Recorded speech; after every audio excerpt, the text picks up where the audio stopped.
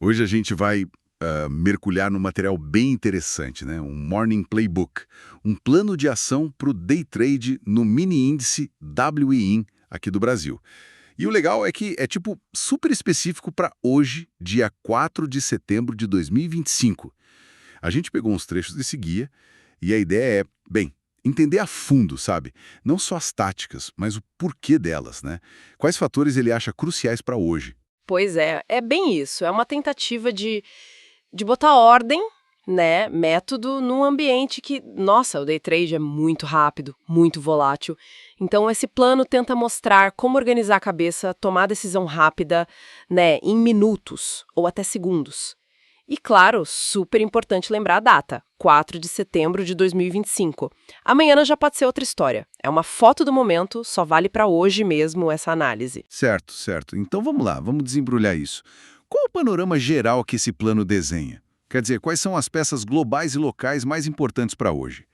Começa falando de commodities, parece. Petróleo. Sim, começa por aí. O plano aponta o Brent, o petróleo, em queda, negociando ali perto dos US$ 67. A razão que ele cita são umas conversas sobre aumento de oferta da OPEP Plus, sabe? O grupo de países exportadores. Ah, OPEP Plus. E como isso bate aqui no nosso índice, no IN? Então, a ligação é direta via Petrobras, a PET. Ela tem um peso enorme no Ibovespa, né? Se a Petri sofre pressão com o petróleo caindo, ela puxa o índice para baixo. É clássico, isso aqui no Brasil.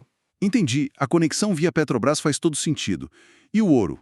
O guia menciona que ele deu uma recuada da máxima histórica, mas ainda está alto. O que isso sinaliza? O ouro é aquele ativo de refúgio, né? Mesmo recuando um pouco, o fato de ainda estar alto, assim, sugere que ainda tem uma certa cautela no ar, sabe? Um certo receio entre os investidores globais. O plano lê isso como um pano de fundo de apreensão ainda presente. Certo. E falando em pesos pesados do índice, tem a Vale também. Como que a China e o minério de ferro entram nessa análise do playbook? Vi que ele fala de dados mistos lá da China. Exato, a China é crucial para o minério e o minério para a Vale. O plano destaca essa divisão nos dados chineses. O PMIs, o oficial veio mostrando contração, mas o outro, o Caixin, mostrou expansão. Uma confusão, né? Meio dúbio, então. Pois é, e isso somado a um preço do minério que o plano chama de lateralizado, ali entre 95 e US$ 103, sugere que a Vale talvez fique meio sem direção hoje, sem um empurrão forte nem para cima nem para baixo.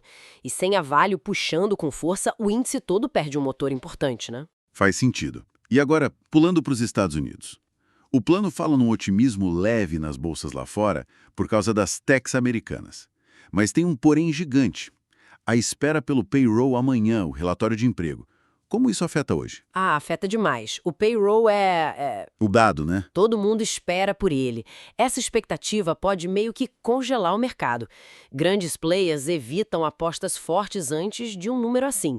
E o que está movendo lá, segundo o plano, é essa aposta crescente de corte de juros pelo Fed, o Banco Central americano. Corte de juros. Talvez já em setembro? Isso, talvez na reunião do dia 17. Essa aposta ganhou força com dados de emprego anteriores que vieram mais fracos, tipo o JOLTS. E como essa expectativa de juros lá fora conversa com o nosso mini índice aqui? Qual a ponte? A ponte principal que o plano destaca é o dólar americano.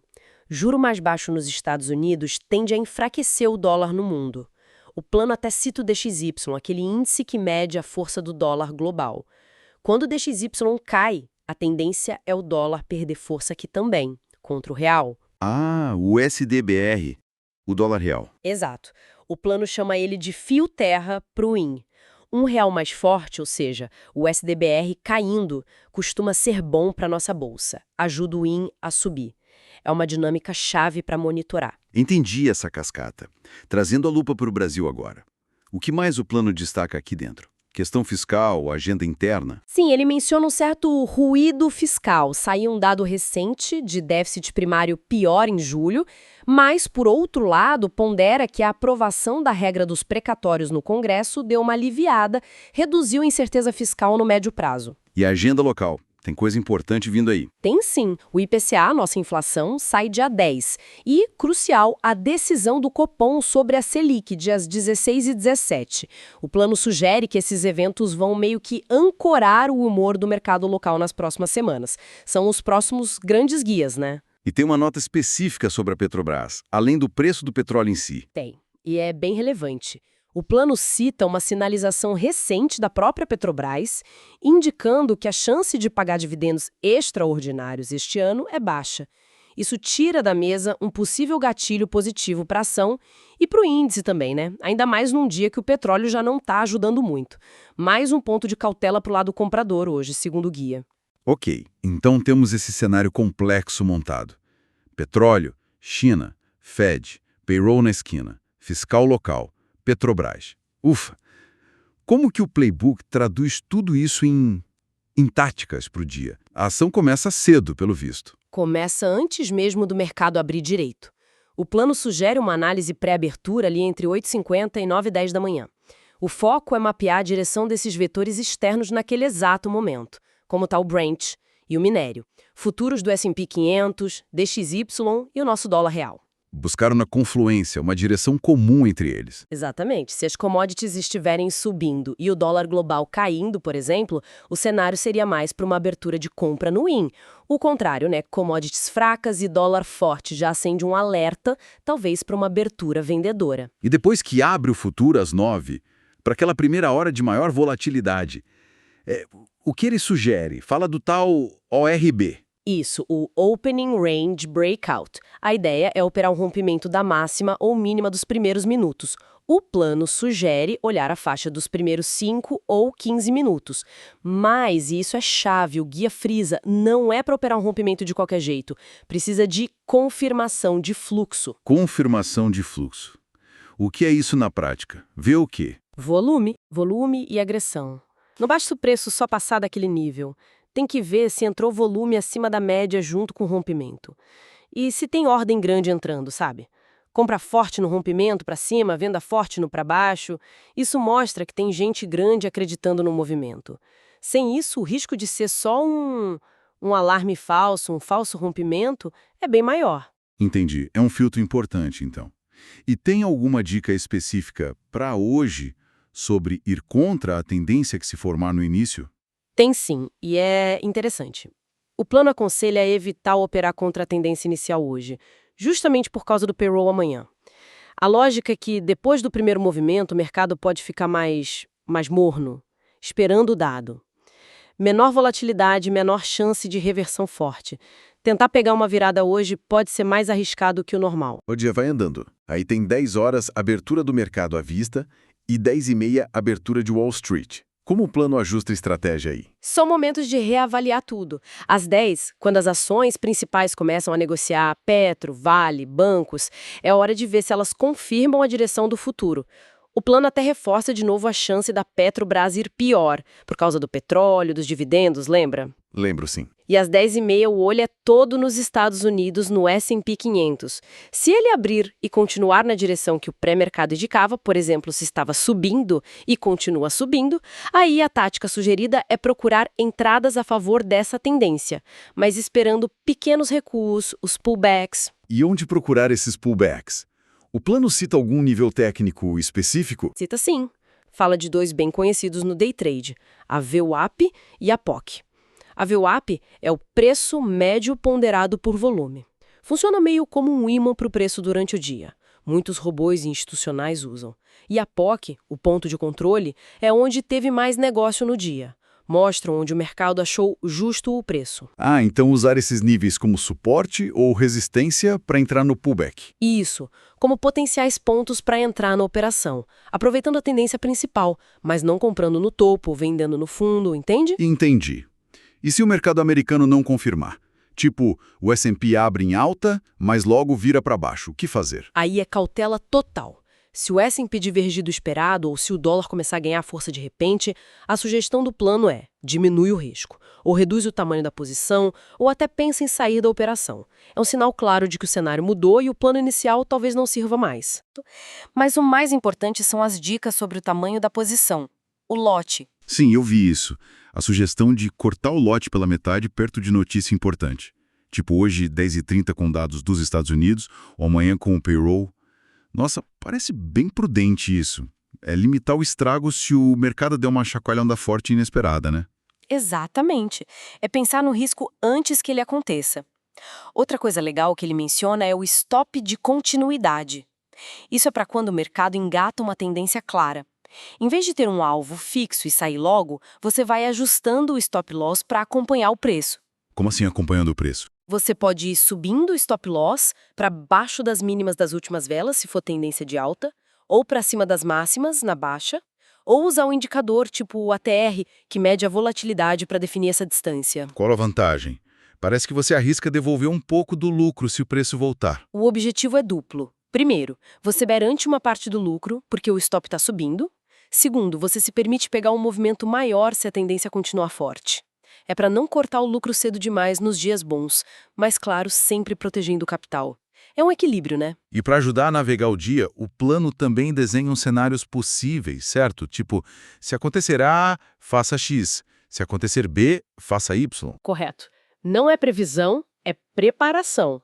Ele descreve 3 cenários principais para hoje. O cenário base, que ele acha o mais provável, mercado mais lento, esperando o payroll, volatilidade baixa, movimentos mais técnicos, respeitando o VWAP, talvez a faixa da abertura, ou RB, dia para operações mais curtas dentro de um range. Depois o cenário de alta, risk on. Se o otimismo lá de fora continuar, petróleo firmar, dólar global fraco, aí o viés é comprador. Buscar compras nos pullbacks, como a gente falou. E o cenário de baixa, risk off. Se pintar mais notícia ruim, o OPEP Plus confirmando aumento, China fraca, dólar forte inesperado, aí o viés vira vendedor. Buscar vendas em rompimentos para baixo, mas com alerta. Gestão de risco apertada nesse cenário, porque rompimento para baixo pode falhar muito, especialmente perto do almoço, quando o volume cai. Então, ter esses cenários na cabeça ajuda a não ser pego de surpresa e a ter um plano B, ou seja, pronto. Exatamente. É sobre reagir de forma organizada e não no susto. E para fechar o ciclo, antes de clicar no botão, o plano traz um checklist final. A última checagem. Vamos passar por ele? Vamos sim, é um ótimo resumo prático do que olhar. Primeiro, o PEP Plus e Brent, como está o petróleo, impacto direto na Petri. Segundo, o SDBRL versus DXY, o real está ganhando ou perdendo do dólar lá fora.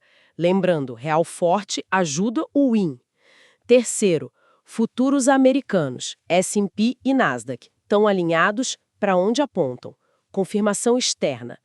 Quarto, minério e China. Alguma novidade? Impacto na Vale. E quinto, agenda econômica. Tem dado importante saindo agora. E amanhã, payroll. E na semana que vem, IPCA, Copom. E aí, ajustar o tamanho do lote para o risco do momento. Percebo que esse checklist funciona quase como um semáforo mental, né? Antes de operar, confere se as luzes estão verdes para sua ideia. OPEP, dólar, S&P, minério, agenda. Se tiver tudo vermelho contra você, talvez seja melhor esperar. Ótima analogia. É isso mesmo. É alinhar as probabilidades a seu favor. E claro, o próprio material avisa. Isso é informativo, não é recomendação. Cada um tem que adaptar para o seu capital, para o seu risco. Perfeito. Bem, acho que demos uma boa varrida nesse plano de ação. Tentando resumir, a gente viu como ele propõe navegar o mini índice hoje, dia 4 de setembro, conectando o cenário macro, petróleo, China, Fed, fiscal, com o micro, né? Horários-chave, níveis como VWAP e POC, fluxo de ordens e, claro, regras de risco bem definidas. O que mais chama atenção para mim é essa abordagem que junta tudo. Não é só gráfico, não é só notícia, é a combinação. Entender o contexto, identificar os momentos-chave, usar as ferramentas técnicas certas e ter um plano B para quando as coisas não saem como esperado. É tentar trazer método para o caos aparente do mercado. Então, o que a gente leva disso tudo? Além do óbvio para quem opera esse ativo, o que isso nos mostra sobre os mercados em geral? Olha, acho que mostra a complexidade, né? Quantos fatores diferentes influenciam até os movimentos de curtíssimo prazo. Mostra que mesmo para operar rápido, ter uma visão do todo ajuda. e reforça um mantra: preparação, método e gestão de riscos são cruciais para qualquer mercado, não só day trade. Esse tipo de plano, mesmo sendo só para hoje, é um exemplo desse processo contínuo. Coletar dados, pesar chances, planejar e gerenciar o risco na incerteza. Muito bom. E pensando um pouco além do plano de hoje, sabe, fica uma reflexão. Até que ponto a antecipação de um evento grande, como esse payroll de amanhã, não mexe mais com o mercado nos dias antes do que o próprio resultado do dado em si? A gente vê muito isso, né? O mercado compra o boato, vende o fato. Ou o contrário, a psicologia da expectativa, ela sozinha já é uma força enorme no preço. Fica aí para a gente observar amanhã como vai ser.